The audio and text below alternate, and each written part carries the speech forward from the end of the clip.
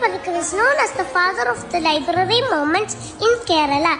He helped in the formation of the Travancore Library Association in 1945.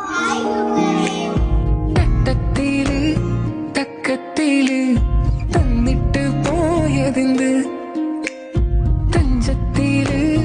തഞ്ചത്തില് നെഞ്ചിൽ jaggery തള്ളിത്തുറന്നിട്ട് പഞ്ചാര ചാക്കുകൾ